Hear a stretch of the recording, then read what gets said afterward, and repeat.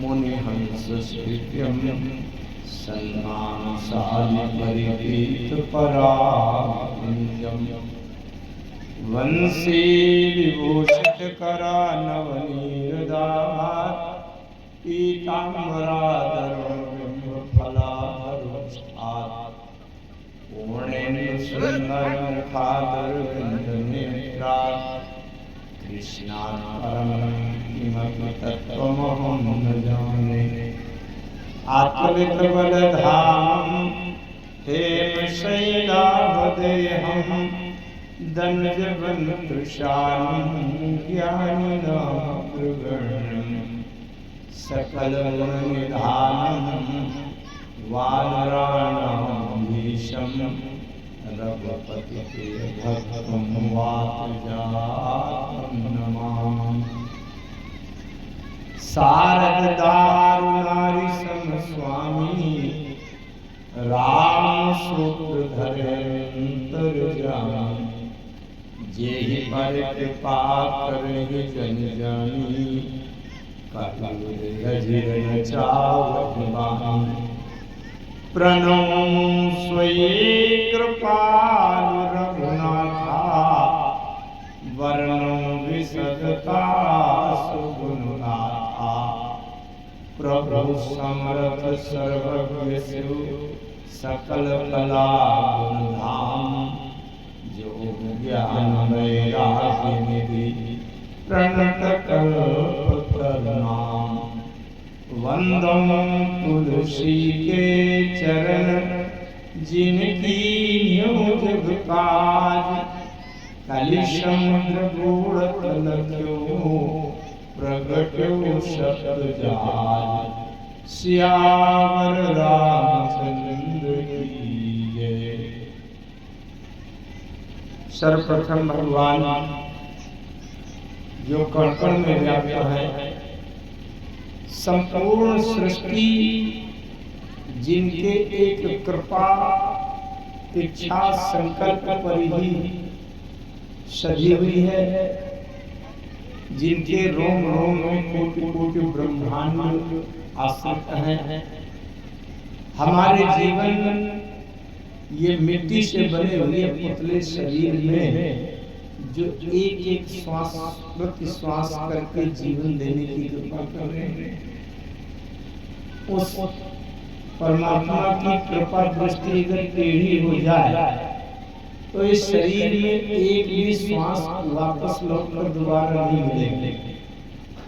ऐसे सर्व जगत नियंता सर्वेश्वर सर्वाधार सर्वश्रेष्ठ सर्वशक्तिमान सर्वांतरात्मा प्रभु जिनको दीन बहुत प्रिय है, अधमों का उद्धार करना, पतितों को पवित्र करना जिनका स्वभाव है। और अगर कोई त्रायमाम शरणागतम कहकर के सामने गिर जाए तो अपने प्राणों को भी लगाकर उसकी रक्षा करने के लिए प्रतिज्ञा किए बैठे हैं। ऐसे परम करुणा के अथाह सागर मेरे प्रभु श्री सीताराम जी के पावन चरण, उनमें अपना सर्वस्व समर्पण करता हूँ। आप सबको साथ में लेकर प्रभु से प्रार्थना करता हूँ, दीनानाथ बहुत बड़ी कृपा हुई है आपकी। आप विचार करें संसार में कितने जीव जंतु हैं, चींटा चींटी मच्छर पतिंगा कीट पतिंगा से लेकर पशु पक्षी मेढक और न जाने कितने पशु, उनमें मनुष्य बनने का सौभाग्य केवल हमको ही मिला। ये भगवान की बड़ी कृपा, इससे बड़ी कृपा तो कुछ हो ही नहीं सकती। मैं कहा करता हूँ कि ये सृष्टि का अंतिम शरीर है। भगवान वासुदेव गीता में कहते हैं बहुनाम जन्मनामन्ते ज्ञानवान मां प्रपद्यते बहुनाम जन्मनाम अन्ते, बहुत से जन्मों के अंत में। इसका मतलब अगर हमसे अगला कदम सही रखते बन जाए तो ये अंतिम जन्म होगा। इसके बाद जन्म मृत्यु सुख दुख के चक्कर में फंसना नहीं पड़ेगा। ये भगवान की बड़ी कृपा है कि इनको मनुष्य का शरीर मिला। मैं तो यहाँ तक कहता हूँ कि नर के आगे अगली सीढ़ी सीधे नारायण की होती है। नर बना करके हमको प्रभु ने नारायण बनने का पूरा पूरा अवसर दे दिया। अगर अगला कदम सही से रखते बन जाए तो नर के आगे हम नारायण तो। और इतना सुंदर पवित्र संस्कारवान देश क्षेत्र मिला। नर बनने के बाद भी अगर कहीं दूसरे वातावरण में हम भी पड़ गए होते तो बकरा काट के हम भी बकरीद बनाते कि नहीं। अगर उस समाज में पैदा हुए, समुद्र के किनारे पश्चिम बंगाल, तमिलनाडु, उड़ीसा में हो गए होते तो मछली चावल पका पका के खाते हैं, सभी लोग खाते। ये भगवान की बड़ी कृपा है कि ऐसे क्षेत्र में हमको जन्म दिया जहाँ गाय को माता कहते हैं, तुलसी के पौधे को तुलसी माता कहते हैं, धरती को माता कहते हैं, भारत को माता कहते हैं। तो ये भगवान की बड़ी विशिष्ट कृपा है कि भगवान ने मनुष्य बना करके और हमको सही वातावरण, क्षेत्र, कुल, परिवार, वंश, विचार, संस्कार, ये सब अच्छा दिया। भगवान ने मनुष्य बना करके मानव नारायणत्व को प्राप्त करने का अवसर दिया है, और वो भी कलयुग में। कलियुग समयुग आन नहीं। क्यों? क्योंकि अन्य युगों में बड़ी लंबी समाधि, तपस्या, यज्ञ, पूजा, कर्म, ये सब बहुत करता था। सतयुग ज्ञान का युग है, त्रेता कर्म का युग है, द्वापर भक्ति का युग है। लेकिन कलयुग समर्पण और शरणागति का युग है। इसमें सभी धर्म शास्त्र, तमाम पुराणों के साथ साथ गोस्वामी जी की लेखनी कहती है कि कलियुग समयुग आन नहीं, जो नर कर विश्वास, गाय राम गुण गण विमल, और भावतर भी नहीं प्रयास। लेकिन जैसे हर जगह प्रदूषण फैला है ना, नदियों में जल प्रदूषण है, वातावरण में वायु प्रदूषण है, इसी प्रकार से कथा क्षेत्र में भी प्रदूषण हो रहा है। जबकि राम कथा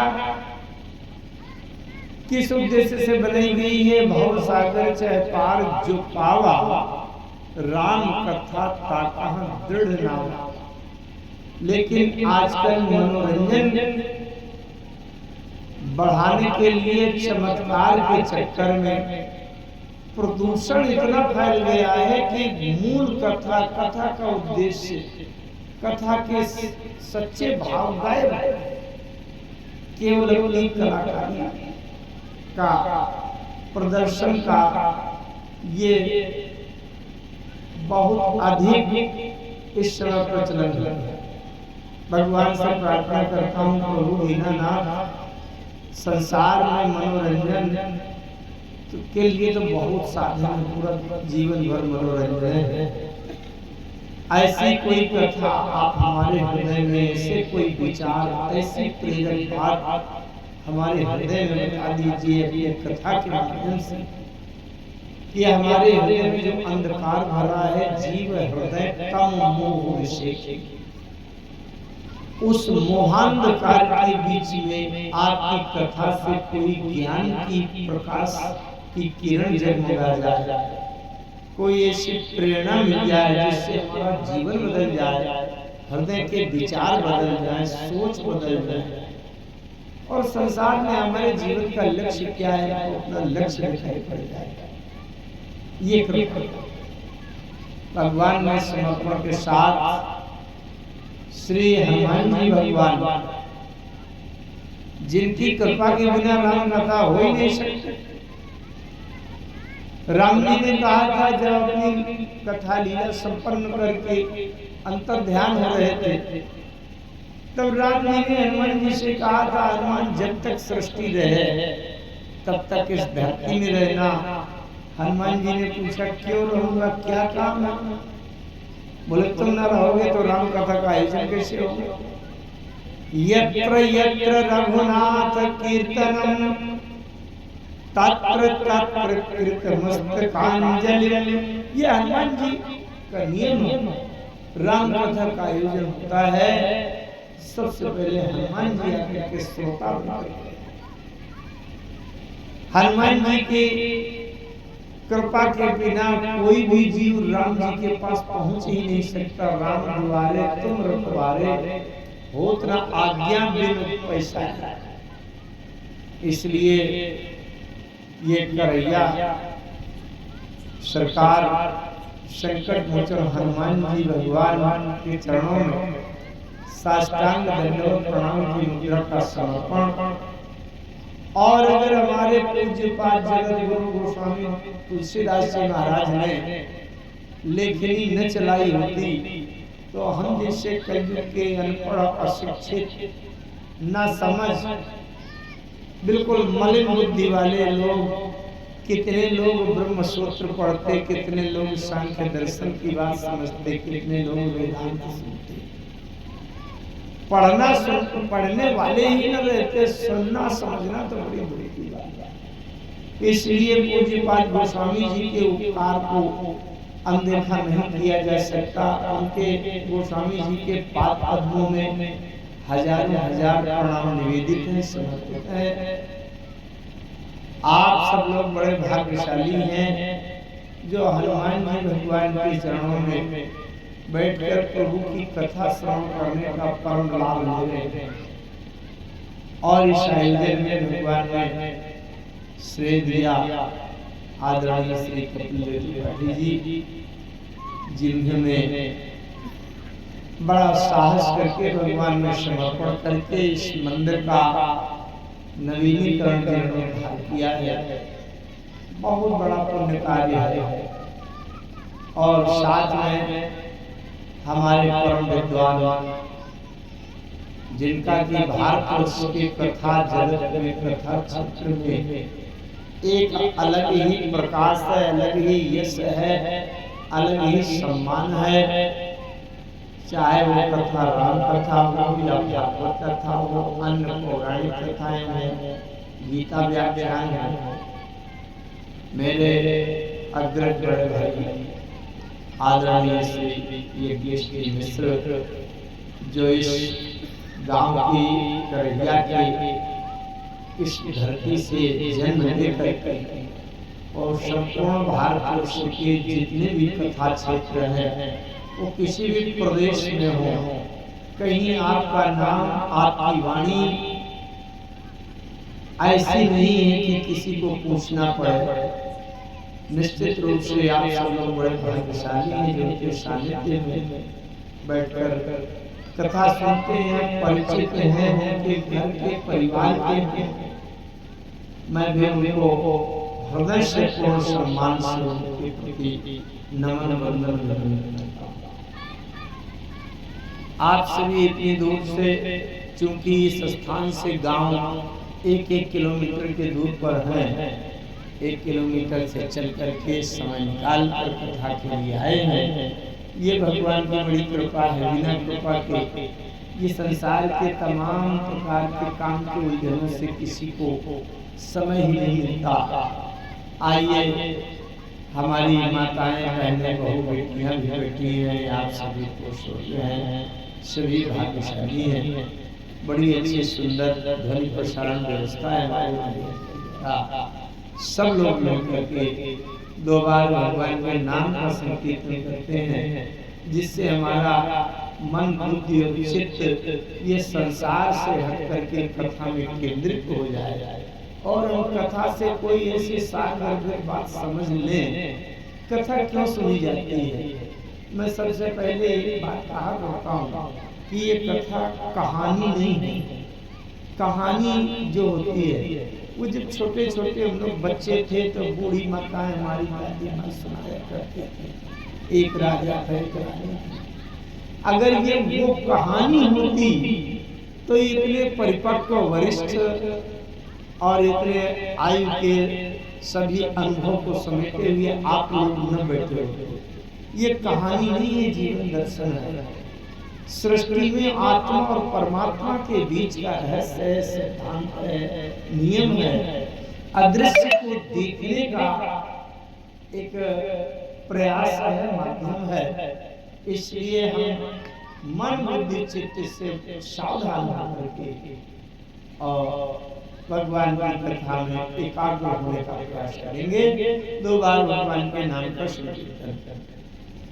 सीताराम सीताराम सीताराम सीताराम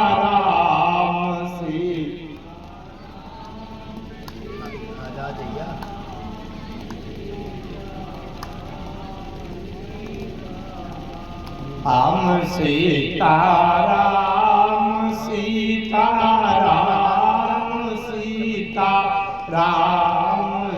सीताराम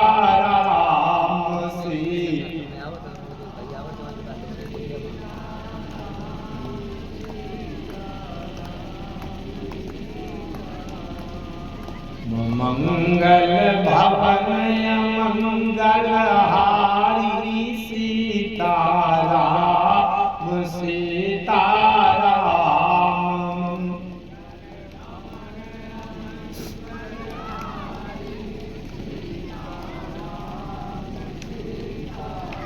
आमद्रगौ सुदशरथ अजिर बिहारी सीताराम सीताराम।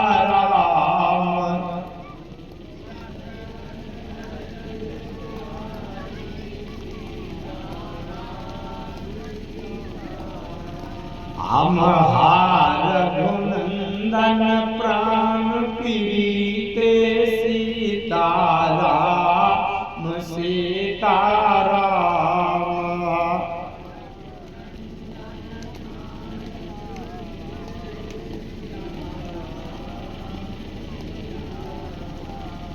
तुम बिनु जियत बहुत दिन बीते सीताराम सीताराम।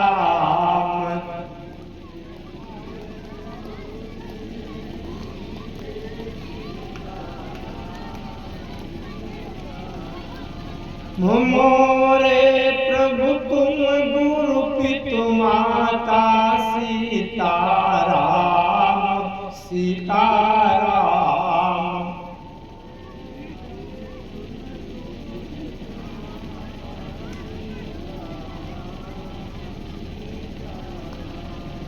जाऊं कहाँ तज पद जल जाता सीताराम सीताराम जाऊं।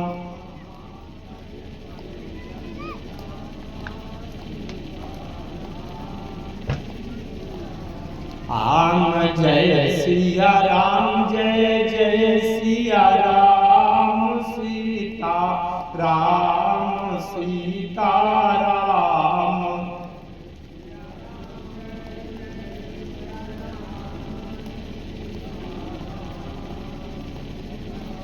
आम संकट मोचन जय हनुमान सीता राम सीताराम।